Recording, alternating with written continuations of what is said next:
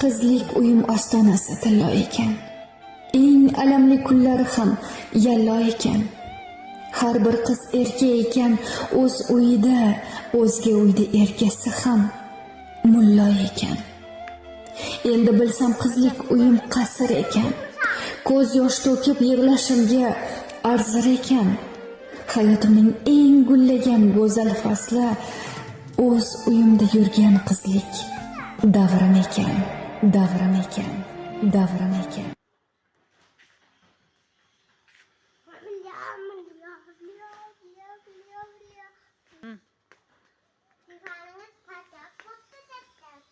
Mal.